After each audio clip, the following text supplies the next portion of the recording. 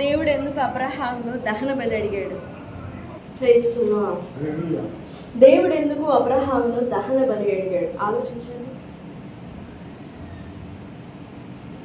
దహన బలిగా తన కుమారుణ్ణి ఎందుకు అర్పించాలి? ఎలా అర్పించాలి? అబ్రహాము దహన బలిగానే ఎందుకు అర్పించాలి? అబ్రహాము తన కుమారుడైన ఇస్సాకును దహన బలిగానే ఎందుకు అర్పించాలి? దానికి ముందు నేను 2 క్వశ్చన్స్ అడుగుతా.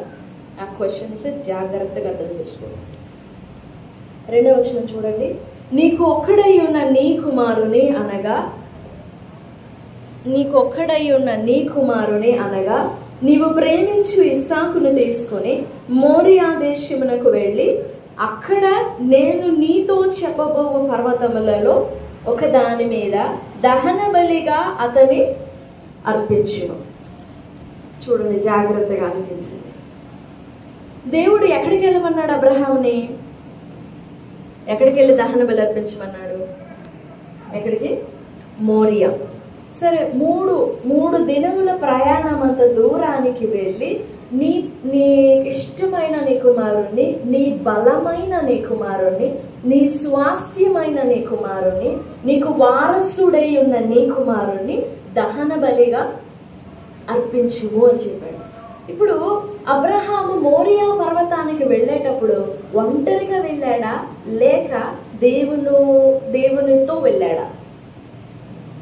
అబ్రహాము ఒంటరిగా వెళ్ళాడా దేవునితో వెళ్ళాడా? అబ్రహాము ఒంటరిగా వెళ్ళలేదు. 7:8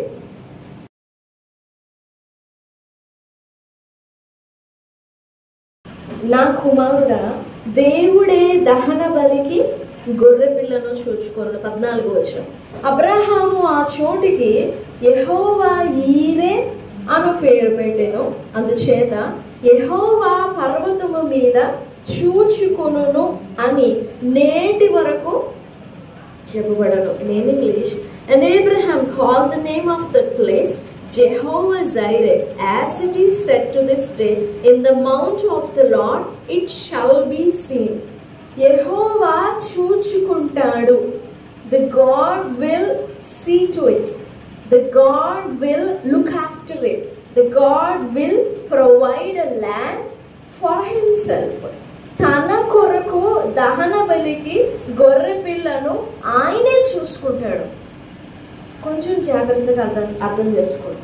దహన బలికి గొర్రె పిల్లను ఆయనే చూసుకుంటాడు. ఇప్పుడు అబ్రహాము పాయింట్ ఆఫ్ వ్యూలో మాట్లాడితే అబ్రహాముతో కూడా దేవుడు ఉన్నాడు. అబ్రహాంతో కూడా ఆ ప్రెసెంట్ టెన్స్ లో మాట్లాడుతున్నాడు. అంటే ఒక మనిషి దగ్గర ఉండగా మనం మాట్లాడే మన టెన్స్, ఒక మనిషి కొంచెం దూరంగా ఉన్నప్పుడు మాట్లాడే టెన్స్, ఆ భాష కాలం మారుతుంది కదా. రేపు వస్తాడులే అనేదానికి వస్తుంది అనేదానికి వస్తున్నాడు అనేదానికి తేడా ఉంటుంది. కొంచెం నా మాట తప్పైనా కొంచెం అర్థం చేసుకో. దూరం ఉన్న వ్యక్తి వస్తాడు అని చెప్పేదానికి, ప్రక్కనే ఉన్న వ్యక్తి వస్తాడు అని చెప్పేదానికి భాషలోనూ ఆ భాషలో ఉన్న భావంలోనూ తేడా ఉంటుంది. ఉంటుందా? నా మాట అర్థమైందా? అలాంటి భావం మాట్లాడుతున్నాడు అబ్రహాం. నా కుమారుడు ఏంటి భయపడుతున్నావు? దేవుడు చూసుకుంటాడు. ఇప్పుడు అబ్రహాముకు కనపడిన దేవుడు ఇస్సాకుకు కనపడలేదా? ఒకవేళ కనపడి ఉంటే ఇస్సాకు ఎందుకు అడుగుతున్నాడు ఏది దహన బలికి గొర్రెపిల్ల అని? నా మాట అర్థమవుతుందా?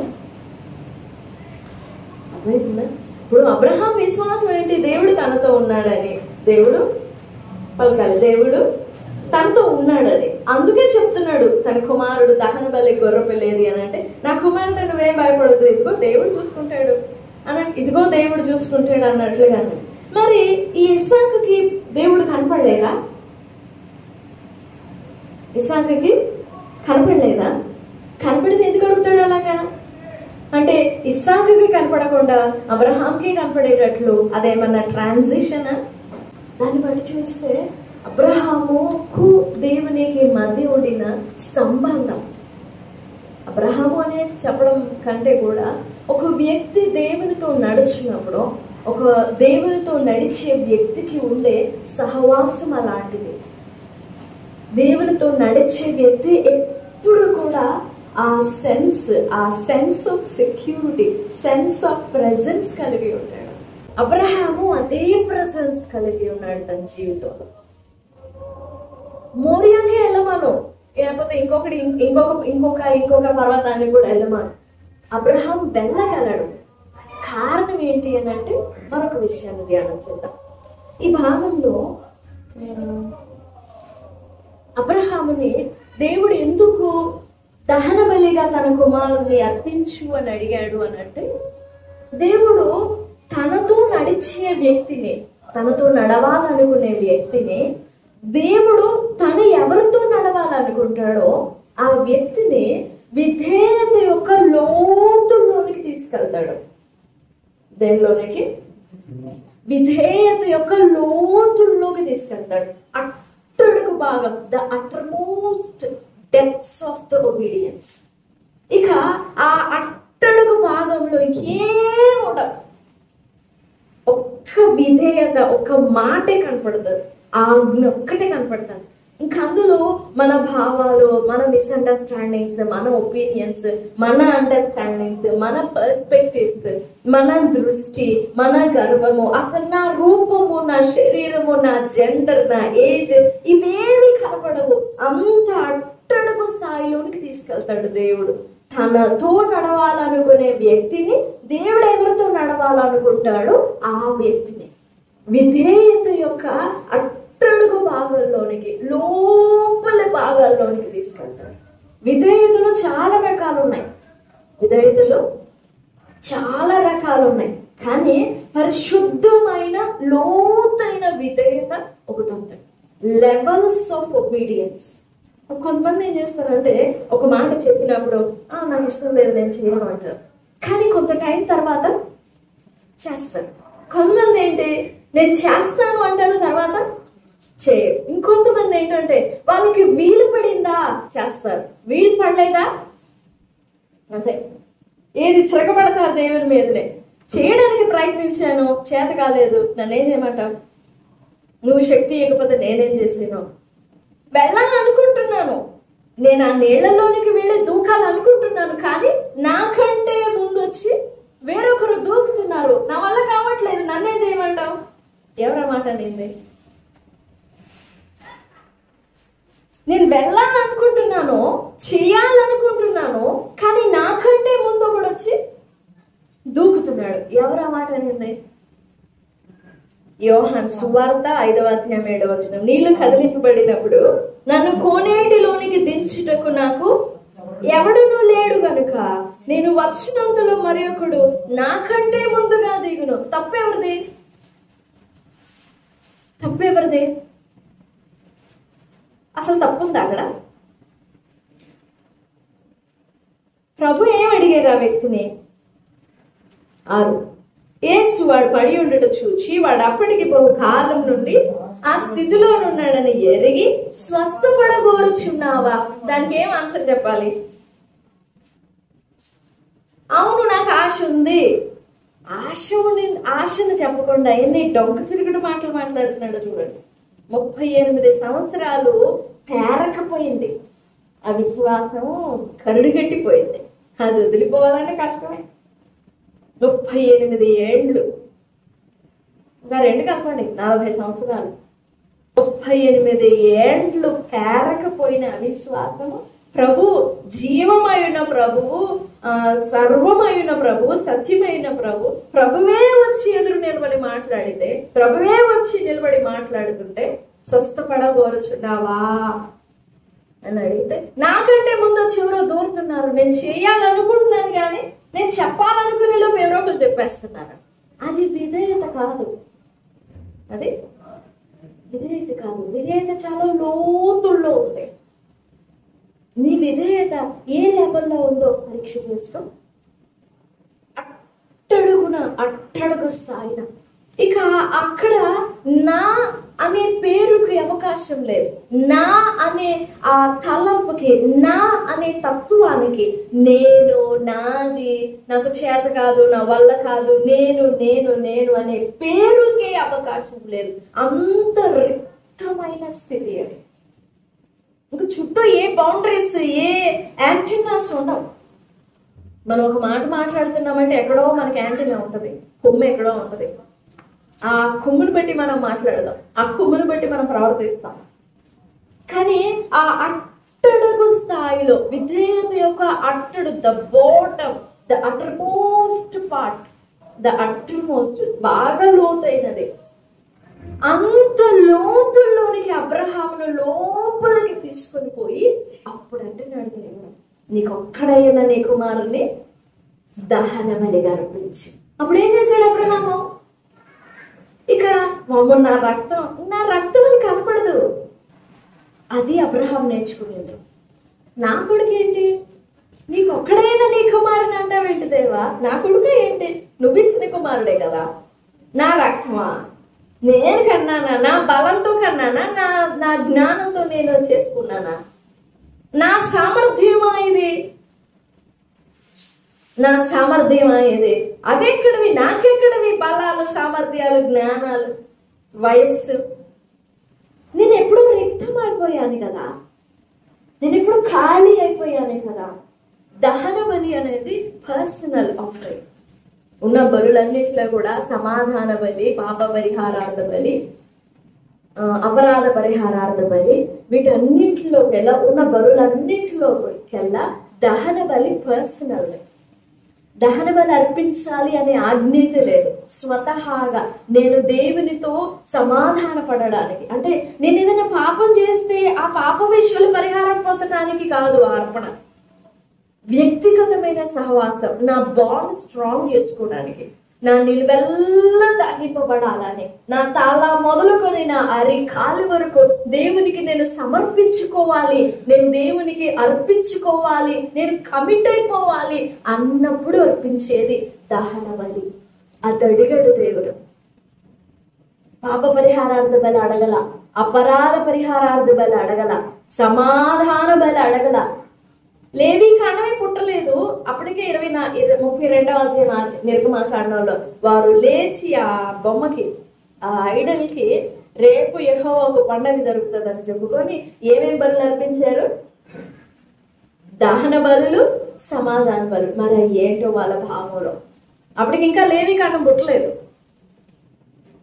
లేవి కాండం పుట్టలేదు అప్పటికి. అప్పుడు ఇంకా కొండ మీదనే ఉన్నాడు. కొండ మీద దేవుడు మోషేకి చెప్పాడు, కానీ ఆ మాటలన్నీ మోషే ఇంకా వివరించలేదు ఇశ్రాయేలు ప్రజలతో. ఇశ్రాయేలుకి ఇంకా బోధింపబడలేదు ఆ మాటలు, ఆ బలులను గురించి. వాళ్ళు అప్పటికే పాపం చేసేసారు. దేవునితో నడిచే వ్యక్తి, దేవునితో నడవాలనుకునే వ్యక్తి, he has to go through the uttermost parts of the obedience, the uttermost depths of the obedience. If a person can't walk through these uttermost depths of obedience, he could never be a disciple of God. ఎప్పటికీ ఎన్నటికీ శిష్యుడు కాలేడు.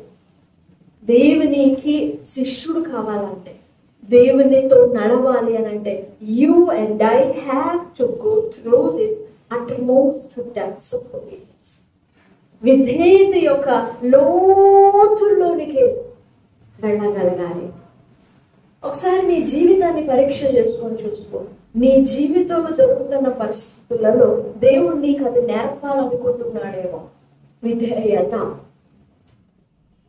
Are you understanding that? Do you recognize that you have to obey God? Whatever may pass and whatever may come, whatever may happen, do you believe that you have to obey?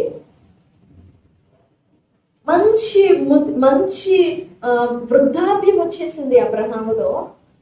100 సంవత్సరాలు అప్పుడు కన్నాడు ఇస్సాకుని. ఇప్పుడు ఇస్సాకు పెరిగి పెద్దవాడే ఒక యవన ప్రాయానికి వచ్చాడు. ఇప్పుడు కూడా లోపడాలా? నా మాటలు అర్థమవుతున్నాయా? ఇప్పుడు కూడా లోపడాలా?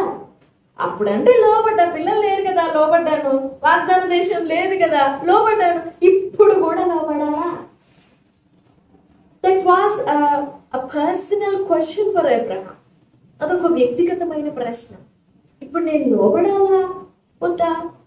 ఎందుకంటే దేవుడు అడిగిన బలి ఏంటంటే, అబ్రహాము విగ్రహారాధకుడిగా ఉన్నప్పుడు, నిజ దేవుని ఎరుగనప్పుడు, మహిమ గల దేవుని గురించి ఎరుగనప్పుడు అబ్రహాం చేసిన పూజ ఆరాధన అదే, నారా బలులే అర్పించేవారు. ఇప్పుడు ద సేమ్ దేవుడు అదే బలి అడుగుతున్నాడు.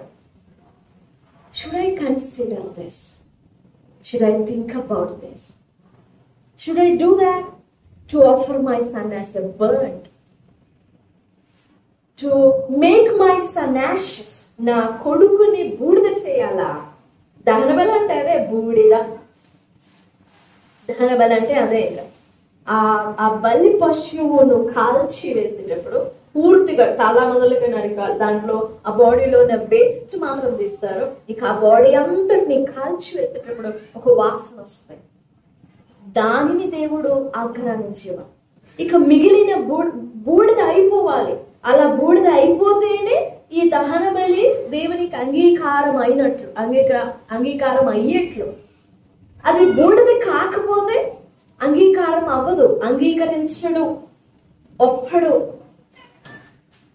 అప్పుడు అబ్రహాము, నిజంగా అబ్రహాము హృదయము ఎంతో లోతుగా దేవుని వెంబడించిందో, దేవుని మనస్సుని వెంబడించిందో గమనించండి.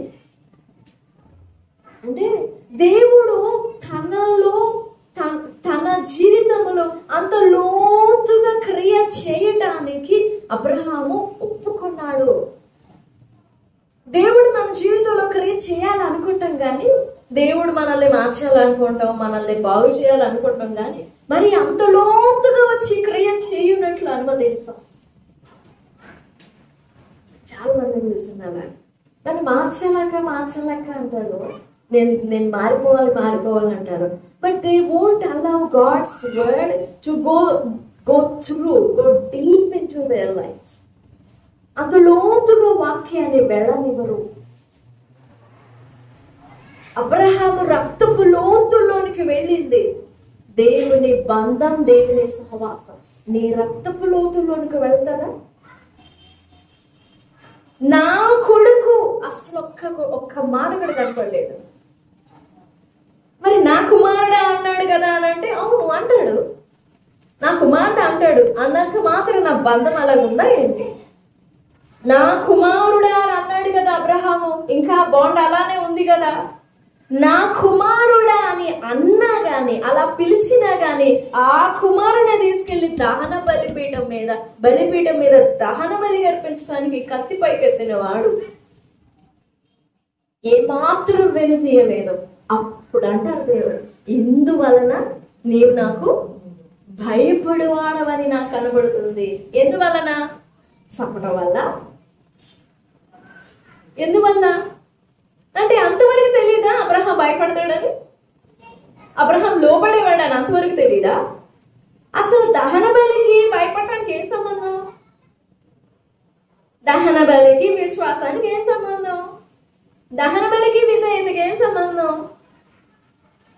ఇంకేమైనా అడగచ్చు కదా దేవుడు. కానీ ఒక వ్యక్తిని దేవుడు పట్టుకుంటే, ఒక వ్యక్తిని దేవుడు దర్శిస్తే, ఆ వ్యక్తి కూడా దేవునికి లోబడితే లోతుల్లోకి తీసుకెళ్తాడు. ఆ అధ్యాయంలోనే నా తోడు చేయెత్తి నా తోడని ప్రమాణం చేస్తున్నాను. ఒకవేళ అబ్రహాం అలా ప్రవర్తించకపోతే దేవుడు చెయ్యెత్తేవాడు కాదు. సరేపో, నీకు చేసిన వాగ్దానాలు ఏమో నెరవేర్చుతాలేపో, యాకోబు అన్నాడు కదా, నేను చెప్పినది నెరవేర్చే వరకు ఆ మాటలు వచ్చాయి అంతే. అంతేగాని నా తోడని ప్రమాణం చేసేవాడు కాదు. ఈ మధ్యాహ్నకాల సమయంలో దేవుడు నిన్ను ఎంత లోతునికి తీసుకువెళ్ళగలడు? నీ జీవితంలో నీవు నేర్చుకోవాల్సిన విధేయతని ఎంత లోతు వరకు నిన్ను తీసుకువెళ్ళగలడు, నడిపింపగలడు దేవుడు. క్వశ్చన్ చేసుకో, ఒకసారి పరిశీలన చేసుకో. విధేయత యొక్క లెవెల్స్ లో ఏ లెవెల్ వరకు వెళ్ళగలవు? ఎంత లెవెల్ వరకు వెళ్ళగలవు? ఎంతవరకు విధేయత చూపగలవు?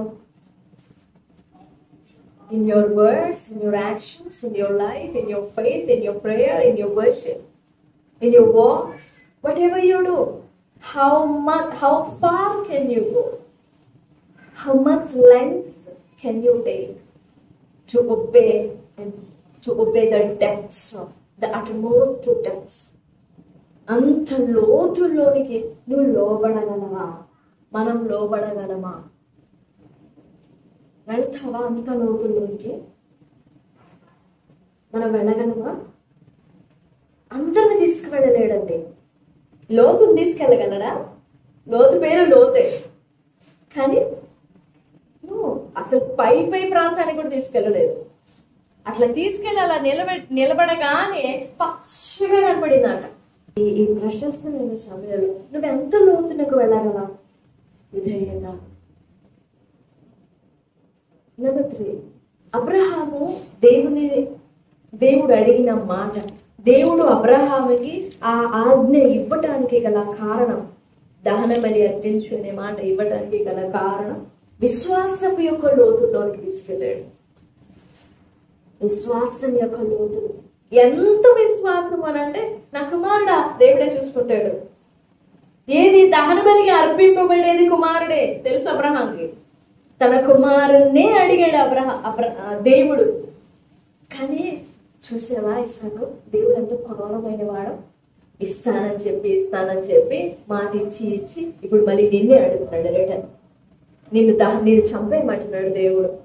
నీ జీవితంలో ఎప్పుడు దేవుడి వైపు చూడొద్దు, నిన్నే అడుగుతున్నాడు దేవుడు అని. అలాగా అంత చెడ్డగా పరిచయం చేశాడు అబ్రహాము తన కుమారునికి.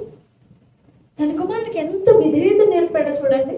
ఏది బలిపీఠం మీద బలి పశువుగా కట్టబడటానికి కూడా అబ్రహాం రెడీ చేశాడు ఇస్సాకులో కూడా ఉంది విధేయత.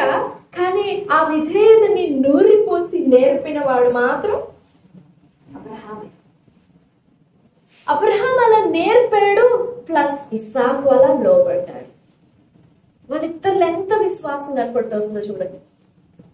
మా నాన్న కత్తి కనపడుతుందో పక్క, కట్టెలు కనపడుతున్నాయి పక్క, నిప్పు కనపడుతుంది, బండలు ఇద్దరు కలిసి ఒక్కొక్క రాయి తీసుకొచ్చి బలిపీఠం కట్టారు ఇద్దరు.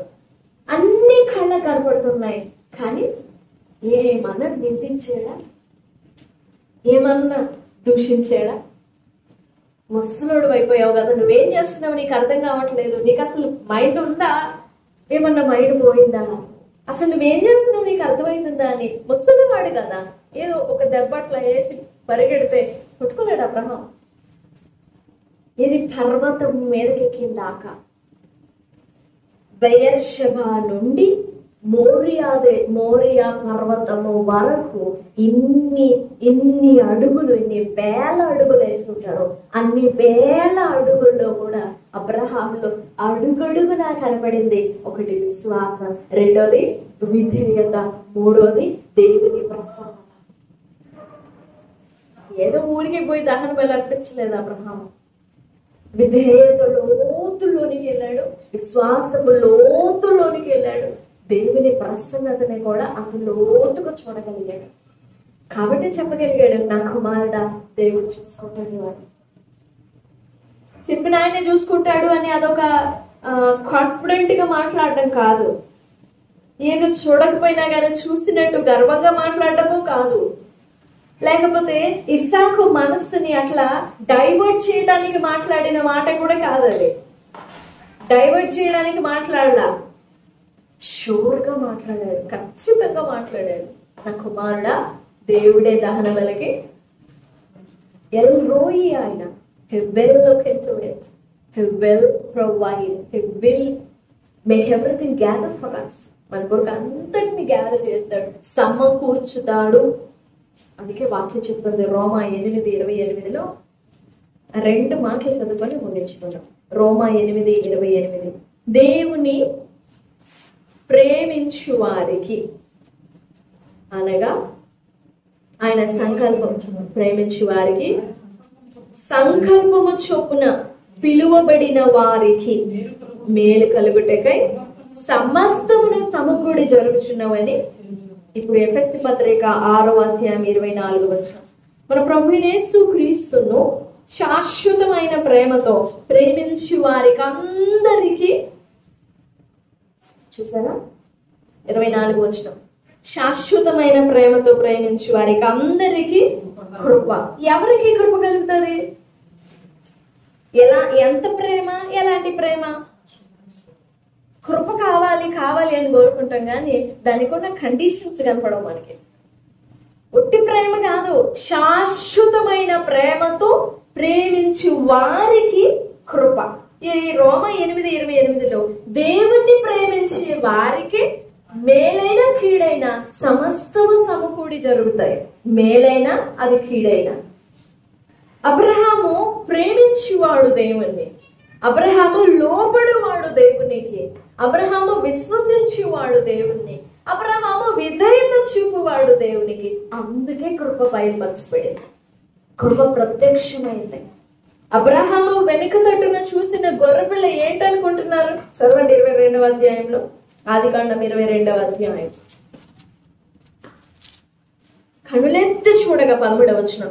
అప్పుడు అబ్రహాము కనులెత్తి చూడగా పొదలో కొమ్ములు తగులుకొని ఉన్న ఒక పొట్టేలు వెనుక తట్టున కనబడిన. అబ్రహాము వెళ్ళి ఆ పొట్టేలును పట్టుకొని తన కుమారునికి మారుగా పెట్టి, ఏంటా పొట్టేలు?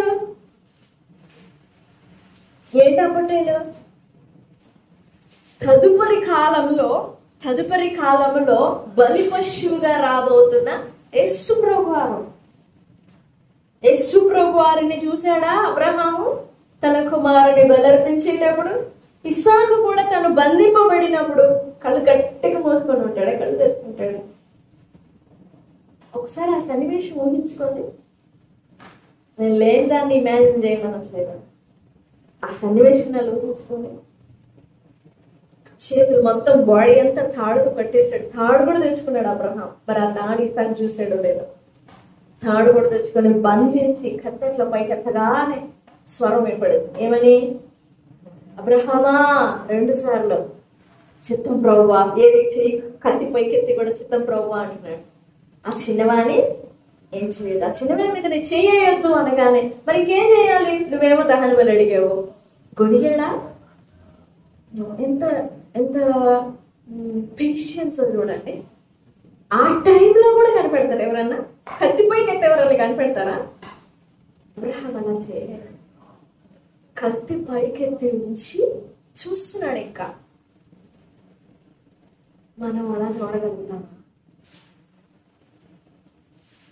చెయ్యి పెట్టి ఆ ప్రాసెస్ లో చెయ్యి పెట్టి కూడా వెయిట్ చేయడం. ఒకవేళ మనం కనుక అక్కడ ఉంటేనా ఎప్పుడో చెయ్యి పడిపోయేది గొంతు మీద చెయ్యి ఆ కత్తి వేసేసి పిలిచేవాడు మీద ముందే పిలవచ్చు కదా.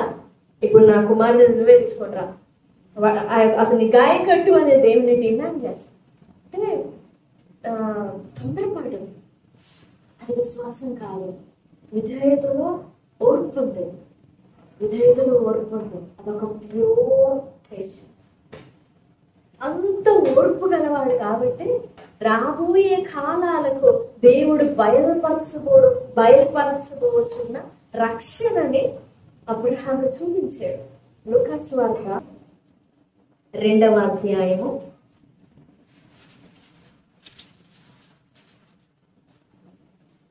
29-32 కలిసి ఉంటాయి. 2 నాథా నీ మాట చొప్పున, చూడండి ఎంత ఓర్పు అది. నీ మాట చొప్పున సమాధానంతో నీ దాసిని పోనిచ్చున్నావు, బయలుపరచుటకు వెలుగుగాను నీ ప్రజలైన ఇశ్రాయేలుకు మహిమగాను సకల ప్రజల ఎదుట సిద్ధపరిచిన నీ రక్షణను నేను కనులార చూచితిని. స్తోత్రం చెప్పండి. సకల ప్రజలకు నువ్వు సిద్ధపరిచిన నీ రక్షణ నేను నా కళ్ళార చూశాను. ఇప్పుడు నేను హాయిగా కనిపించు. అదే చూశాడు అబ్రహాం. అందుకే దేవుడు okay, there is nothing to worry about Abraham, నా తోడని చెప్పేసేయచ్చు. నా చెయ్యెత్తి నా తోడని చెప్పడంలో ఎలాంటి సందేహం లేదు. ఇంకా చూశాడు, వెనుక తోటిన పొట్టేలు కనపడింది. See the picture of Trinity there. 18వ అధ్యాయంలో 22వ అధ్యాయం అదంతా కనపరిచి అప్పుడు అంటాడు, నా తోడని ప్రమాణం చేస్తాను, నీకు ఇచ్చిన వాగ్దానాలన్నీ నెరవేర్పైపో. Because you are a full completed man. నువ్వు సంపూర్ణమైపోయావు. నువ్వు విధేయత యొక్క లోతులు అట్టడుగు లెవెల్ని కూడా కంప్లీట్ చేసావు. విశ్వాసం యొక్క అట్టడుగు లెవెల్ని కూడా కంప్లీట్ చేసావు. You don't need to learn anything. నువ్వు నేర్చుకునేది ఏం లేదు. You are completed man. అందుకే చెప్పగలిగాడు ఆయన. ఇలా ఈ మధ్యాహ్న కాల సమయంలో నువ్వెంత లోతుల్లోనికి వెళ్ళగలవు. అబ్రహాము తన కుమారునికి మారుగా సిద్ధపరచబడిన పొట్టేలునే కాదు చూసింది, సర్వ ప్రపంచానికి తన కుమారుడు ఒక మాదిరిగా నిలబడతాడని కూడా చూసాడు. దేవునితో నడిచే వ్యక్తి వెళ్ళాలి, లోతులకు వెళ్ళాలి. బయట ఏం లేదు. పైకి తేలుకొని వచ్చినంతా ఏంటి? ఇప్పుడు సముద్రంలో తేలుకుంటూ వస్తాయి కొన్ని చేపలు. అవేం చేపలు? ఆ పైకి తేలుతూ ఉండే వాటిని ఏరుకోవడానికి పరిగెడతారు కొంతమంది. జ్ఞానం కలిగిన వ్యక్తి లోతుల్లో ఉన్న ఈవులను తవ్వుకొని తీసుకుంటాడు. నువ్వు పైన చచ్చిపోయిన వాటిని ఏరుకోవద్దు. లోపల ఉన్న వాటిని నువ్వు వెళ్ళాలి. నువ్వు లోపలికి ఈదుకొని పోయి నీ వాటిని నువ్వు దక్కించుకోవాలి. పేదలకు అది నేర్పాడు దేవుడు. నీ దోణను తీసుకువెళ్ళు లోతులకు వెళ్ళి అక్కడ నీ వలడవే. ఏం పైన రావా? ఇక్కడ పిలిస్తే రావా చేపలు? అక్కడ పిలిస్తేనే వస్తాయా? బట్ పేదలకు ఒక విషయం నేర్పాలి. లోతులకు వెళ్ళి వలలు వేస్తే సముద్రంలో ఇంకా ఉనికిలో లేనివి కూడా ప్రభు మాట, సృష్టికర్త పిలుపు అది. జస్ట్ ఒక సిగ్నల్ ఇవ్వగానే ఆ సరస్సులో ఆ నీళ్లలో ఎన్ని చేపలు పుట్టగలవు అన్ని వచ్చి పేదలు వాళ్ళలో పడ్డాయి. లోతుగా తవ్వుకుంటే దీవెన వేరుగా ఉంటుంది. దేవుడు నిన్ను లోతులకు తీసుకెళ్ళాలని వేడుకో. పైన చచ్చిపోయిన వాటిని తాలిగింజల్ని ఏరుకొని తృప్తి పడొద్దు. ఆ తాలిగింజ తెల్ల కనపడుతుంది కానీ పిండి కొడుతుంది. ఒకసారి చేదుగా కూడా ఉంటాయి కదా, చేదు గింజలు కూడా ఉంటాయి వాటిలో. అయ్యొద్దు మనకి. వాటిని చూసి తృప్తి పడొద్దు. లోతులకు వెళ్ళు. సంపద అంతా లోతుల్లోనే ఉంది. భూమి అడుగు భాగాల్లో దాచిపెట్టాడు బంగారాన్ని, వజ్రాలని, వెలగలిగిన చమురు అంటే నూనెలు, ఆయిల్స్, వాటన్నిటిని అడుగు భాగాల్లో పెట్టాడు. పైన ఎత్తుకోవడానికి ప్రయత్నించదు. లోతులకు వెళ్ళాలి. లోతులకు వెళ్తేనే కనపడతాయి నీకు. ముత్యాలు లోతుల్లోనే దొరుకుతాయంట. ఆ చిప్పలు లోతుల్లో కనపడతాయంట. సో ఈ మధ్యాహ్న కాల సమయంలో దేవుడు నిన్ను లోతుగా నడిపించాలని వేడుకో. అబ్రహాము లోతులకు తీసుకెళ్ళాడు. ఆ ప్రయాణమే 22వ అధ్యాయం. విధేయత యొక్క లోతుల్లోనికి వెళ్ళాలి. విశ్వాసం యొక్క లోతుల్లోనికి వెళ్ళాలి. దేవుని ప్రసన్నతను లోతుగా అనుభవించాలి. అలాంటి కృప దేవుడు మనకి దయచేస్తాడు. దేవుడి మాటలన్నీ మనం వెనుకలో దీవించుగాక. ఆమేన్. ఆమేన్.